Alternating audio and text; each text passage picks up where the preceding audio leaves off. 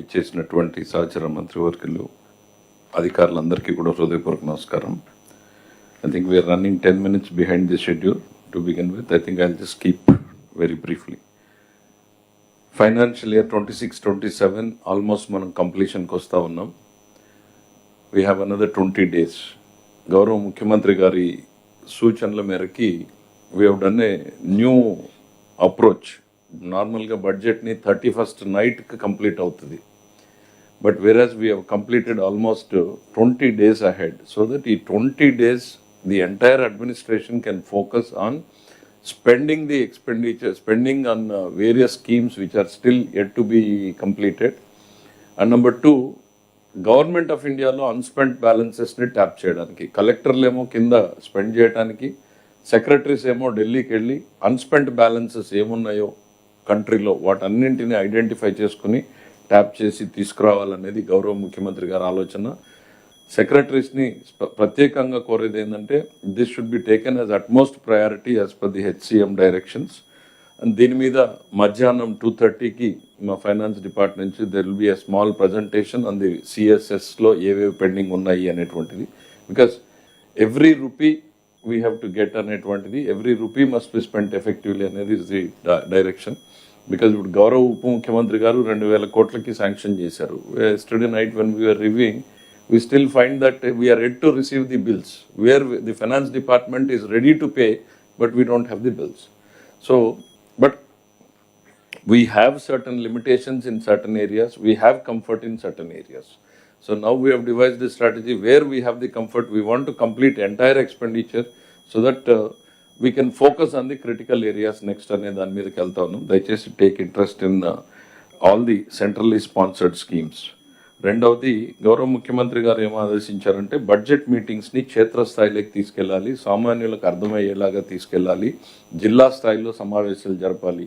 ఇవాళ కేంద్రం దేశవ్యాప్తంగా సమావేశాలు పెడతా ఉంది, జిల్లా వ్యాప్తంగా సమావేశాలు జరపాలి. దీంట్లో 2 సెక్రటరీస్ కానీ హెచ్ఓడీస్ కానీ మీకు వచ్చినటువంటి బడ్జెట్ని జిల్లాల వారీగా కేటాయింపుల్ని as early as possible complete చేయండి. Because within a week before even the April starts we want to go ahead entire the political system and explain to the people, ఇదిగో ఇరిగేషన్లో ఇది వచ్చింది, లేకపోతే అగ్రికల్చర్లో ఇది వచ్చింది అనేటువంటిది జిల్లాల్లో ఎక్స్ప్లెయిన్ చేయాల్సినటువంటి అవసరం ఉంది. కాబట్టి all the HODs and secretaries must take immediate steps to allocate district wise.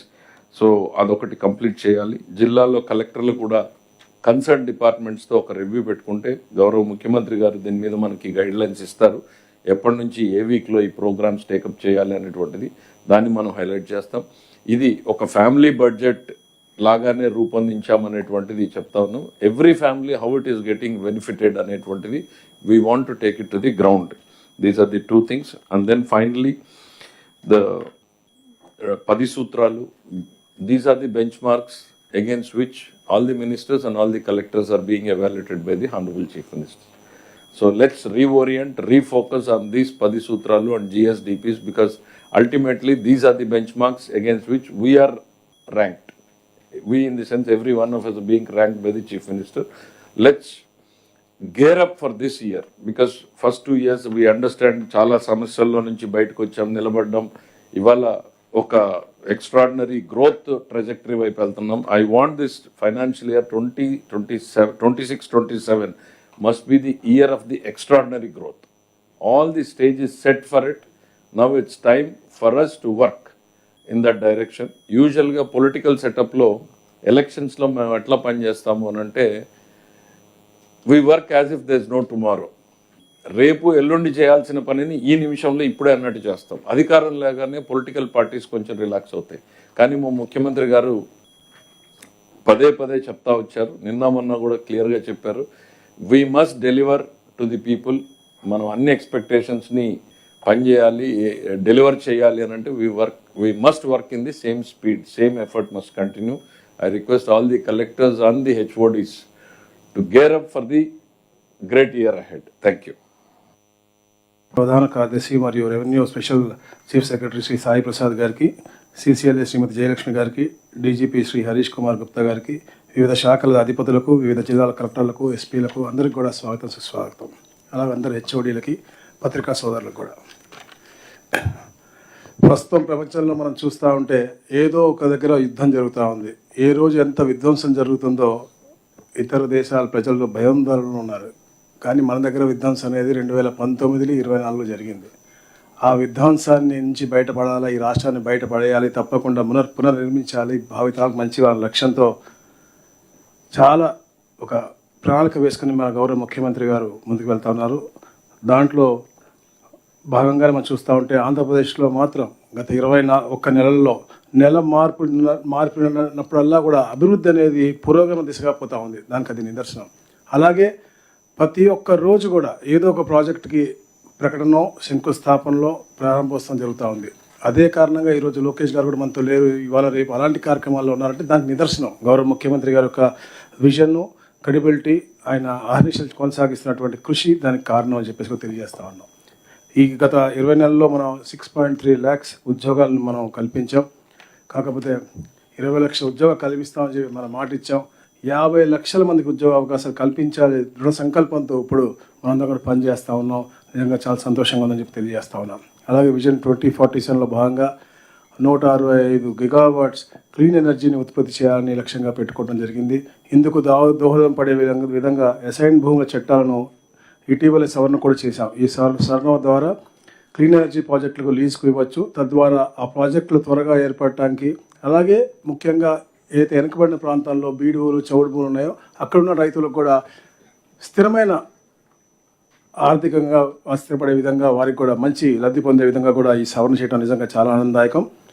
రాష్ట్రానికి వస్తున్న పెట్టుబడులు బుల్లెట్ వేగంతో గ్రౌండ్ చేయాల్సిన అవసరం చాలా ఉంది. ఇందుకోసం స్పీడ్ ఆఫ్ డూయింగ్ బిజినెస్ నుంచి, స్పీడ్ ఆఫ్ డెలివరీ గవర్నెన్స్ గురించి మన సీఎం గారు గత కలెక్టర్ కాన్ఫరెన్స్లో చెప్పడం జరిగింది.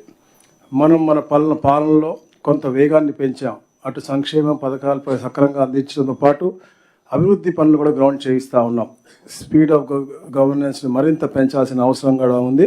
అలాగే దాంట్లో కూడా మనం జాగ్రత్తలు తీసుకోవాల్సిన పరిస్థితి మనకు కనపడతా ఉంది. అందులో ముఖ్యంగా పబ్లిక్ పర్సెప్షన్ 90% ఉండాలని చెప్పేసి గౌరవ ముఖ్యమంత్రి గారు ఇప్పుడు తెలియజేస్తూ ఉన్నారు. మనం ఆ విధంగా 90% వారికి ఆ పర్సెప్షన్ కలిగించే విధంగా పనిచేయడం మన బాధ్యత అని చెప్పేసి కూడా తెలియజేస్తూ ఉన్నాను.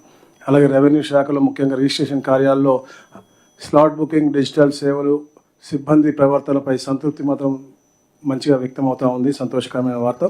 అలాగే అత్యంత తక్కువ ఫీజుకే మనం ఏదైతే వారసత్వ భూములను నమోదు చేసుకునే ప్రక్రియ మనం ఏదైతే ఇచ్చామో అది కూడా చాలా సంతోషం వ్యక్తం చేస్తూ ఉన్నారు ప్రజలు కూడా. ఇలాంటి ఎన్నో మంచి కార్యక్రమాలు చేసి ప్రజల్లో ఒక పాజిటివ్ పర్సెప్షన్ తీసుకురావాలని చెప్పేసి గౌరవ ముఖ్యమంత్రి గారు మనం ఆదేశించారు. అలాంటి ఏమైనా సలహాలు, సూచనలు ఇంకేమన్నా కూడా తమరు కూడా మా అందరికి కూడా ఇవ్వచ్చని చెప్పి తెలియజేస్తాను. ముఖ్యంగా దేశంలో ఏ ముఖ్యమంత్రి కూడా చెప్పని విధంగా తప్పకుండా ఈ రెవెన్యూ సమస్యల్ని నేను ఒక సంవత్సరంలో పూర్తి చేసి, ఎందుకంటే ఎక్కడికి వెళ్ళినా కూడా 61% మనకి గ్రీవెన్స్ రెవెన్యూ వస్తూ ఉంది. కాబట్టి 1 year టైంలో ఇవన్నీ కూడా రిజాల్వ్ చేస్తామని చెప్పేసి ఎప్పటికప్పుడు రివ్యూ చేసుకుంటూ మన చీఫ్ సెక్రటరీ గారు అవ్వచ్చు, సీసీఎల్ఏ గారు అవ్వచ్చు, అందరికి కూడా ఒక మార్గదర్శకాలు దిశ నిర్దేశించుకుంటూ ముందుకు వెళ్తూ ఉన్నారు మన గౌరవ ముఖ్యమంత్రి గారు. దాంట్లో భాగంగానే మన రెవెన్యూ క్లినిక్లు ప్రతి నెల చేస్తామో దాంట్లో చాలా పాజిటివ్గా అందరు కలెక్టర్లు కూడా పార్టిసిపేట్ చేయటం, ఒక పాజిటివ్ థింగ్స్ అన్ని బయటకు వస్తూ ఉన్నాయి. అందరూ కూడా సంతోషం కూడా వ్యక్తం చేస్తాను. దానికి మీ అందరినీ కూడా నేను అభినందిస్తూ ఉన్నాను. దాంట్లో ఎక్కడన్నా మీకు చిన్న చిన్న ఇబ్బందులు ఉంటే తప్పకుండా మీరు గవర్నమెంట్కి రాయండి. గవర్నమెంట్ టేక్ పాలసీ డెసిషన్స్ ఏమైనా ఉంటే, లేని పక్షంలో కూడా మీరు ఎక్కడ ఇబ్బంది పడాల్సిన అవసరం లేదు. మేమందరం మీకు అండగా ఉన్నామని కూడా చెప్పి తెలియజేస్తా ఉన్నాను. ముఖ్యంగా ఎందుకంటే మనం ఆలోచించాల్సింది అది కేవలం ఒక ఫైల్ కాదు, మన దగ్గరికి వచ్చింది ఒక పేదవాడి యొక్క జీవితం, వాడి యొక్క నమ్మకం. సో మనం ల్యాండ్ రికార్డ్స్తో పాటు పబ్లిక్ ల్యాండ్ అన్ని కూడా పరీక్షించాలి, న్యాయం చేయాల్సిన బాధ్యత మనకు ఉందని చెప్పేసి కూడా నేను తెలియజేస్తా ఉన్నాను. అలాగే భూ వివాదాన్ని కూడా మరింత సమర్థంగా పరిష్కారానికి మీ నుంచి కూడా సలహాలు కోరుతా ఉన్నాం. ముఖ్యంగా పట్టదారు పాస్ పుస్తకాలు కూడా మనం ఒక యుద్ధ ప్రాతిపదన కార్యక్రమాలు కూడా పంపిణీ కార్యక్రమం చేసాం. ఇప్పుడు ఒక మంచి SOP కూడా మన సాయిప్రసాద్ గారు ఇచ్చారు. ఎలాగైతే పట్టదారు పాస్ పుస్తకాలు ఎలాంటి తప్పిదాలు జరగకూడదని చెప్పేసి ముందుగానే వాళ్ళ యొక్క EKYC తీసుకొని దాని తర్వాతే మనం ఈ పట్టదారు పాస్ పుస్తకాలు ప్రింట్ చేసి వాళ్ళకి ఇవ్వటం, అది ఒక మంచి వాతావరణంలో ప్రతి ఒక్క నెల కూడా గౌరవ ముఖ్యమంత్రి గారు పాల్గొనడం నిజంగా ఒక పాజిటివ్ వైబ్రెంట్ థింగ్ అని చెప్పేసి కూడా తెలియజేస్తా ఉన్నాను. ముఖ్యంగా వెబ్లాండ్ డేటా ప్రకారంగా 1,95,00,000 ఎకరాల భూమి 22A జాబితాలో నమోదై ఉంది. ప్రతి గ్రామంలో కూడా ఇది ఒక మెథడాలజీ, ఒక మెకానిజం కూడా ఈ వీక్లో మన సిసిఎల్ఏ గారు ఇస్తారు. తప్పకుండా 20A జాబితా, ఎందుకంటే మనం రిజిస్ట్రేషన్కి వెళ్తే కానీ అతని భూమి 22Aలో ఉందా లేదా అని వాళ్ళకి తెలియట్లేదు. సో ముందుగానే మన గ్రామ సభలు పెట్టి మనం కింద పర్యవేక్షించుకోవాల్సిన అవసరం ఉంది కలెక్టర్లందరూ కూడా. ఎందుకంటే గ్రామ సభలు పెట్టి 22Aలో ఏ గ్రామంలో ఏ భూమి ఉంది అనేది కూడా మనకు డిస్ప్లే చేసే విధంగా స్వర్ణ గ్రామం, స్వర్ణ వార్డు ఏదైతే ఉన్నాయో, లేకపోతే పంచాయతీ ఆఫీసుల్లో కానీ ఈ ఊర్లో ఈ భూములు 22Aలో ఉన్నాయని చెప్పేసి మనం అక్కడ డిస్ప్లే చేస్తే తప్పకుండా వాళ్ళు they will come forward and apply for rectification, which if we can do definitely we should do అని చెప్పేసి కూడా తెలియజేస్తున్నాను. అలాగే ఏదైనా మళ్ళీ చెప్తాను, ఏదైనా పాలసీ మ్యాటర్ ఉంటే తప్పకుండా మీరు గవర్నమెంట్కి రాయాల్సిందిగా కోరుతా ఉన్నాను. అలాగే ముఖ్యంగా భాగస్వాములైనటువంటి మన ఇతర వాళ్ళతో కూడా మనం మాట్లాడుకుంటూ వారి సమస్య కూడా పరిష్కరించాల్సిన అవుతుంది. క్షేత్రస్థాయిలో కొన్ని ఇబ్బందులు ఉన్నాయి, సర్వేలతో అవ్వచ్చు, అవి కూడా మీరు కూడా డిస్కస్ చేసి భాగస్వామ్యం చేయాల్సి ఉంది. ఎందుకంటే GSWSలో ఏదైతే ఇబ్బందులు ఉన్నాయో గౌరవ ముఖ్యమంత్రి గారు ఎన్ని ఆదేశించారు, ఉప ముఖ్యమంత్రి గారి అధ్యక్షన ఏదైతే GOM ఉందో కూర్చుని ఆ GSWS సమస్యలను కూడా పరిష్కరించాలని చెప్పేసి ముఖ్యంగా, ఎందుకంటే టార్గెట్ ఓరియంటెడ్గా చేస్తా ఉన్నాం కాబట్టి రీసర్వే చేసే వాళ్ళు ఎవరిని కూడా వేరే పనులకి ఉపయోగించకూడదని చెప్పేసి గౌరవ ముఖ్యమంత్రి గారు ఆదేశించడం జరిగింది. మీరు తప్పకుండా అది క్షేత్రస్థాయిలో అమలు చేయాలని చెప్పేసి కూడా నేను కోరుతా ఉన్నాను. గౌరవ సెక్రటరీ మా కాటనేని భాస్కర్ గారు కూడా అదే రిక్వెస్ట్ చేస్తా ఉన్నాను. రీసర్వే వాళ్ళని వేరే పనులకి చేయదని చెప్పేసి మరొకసారి రిక్వెస్ట్ చేస్తూ, వారికి అందరికి కూడా అయితే బేసిక్ పేస్ ప్రాబ్లమ్స్ ఉన్నాయో అన్నీ కూడా గౌరవ ముఖ్యమంత్రి గారి దృష్టికి తీసుకెళ్ళాం. త్వరలో అవన్నీ కూడా సాల్వ్ చేస్తామని చెప్పి తెలియజేసుకుంటూ, మరో 3 నెలల్లో ఈ ప్రభుత్వం 2 ఏళ్ల పాలన పూర్తి చేస్తూ ఉంది. ఇప్పటికే మనం ఎన్నో విజయాలు సాధించాం, కానీ ప్రజాసేవలో పరిమితులు అనేవి ఉండవు. మరి ఇంకా మంచిగా చేయాల్సిన అవసరం ఉంది. రానున్న కాలంలో మనందరం మరింత కష్టపడి పనిచేద్దాం. మన పాలన పట్ల ప్రజల్లో సంతృప్తిని 100% తీసుకెళ్తానికి కృషి చేద్దామని చెప్పి తెలియజేసుకుంటూ, జై స్వర్ణాంధ్ర, జై Hind. Thank you everyone and welcome to the collector conference. Thank you.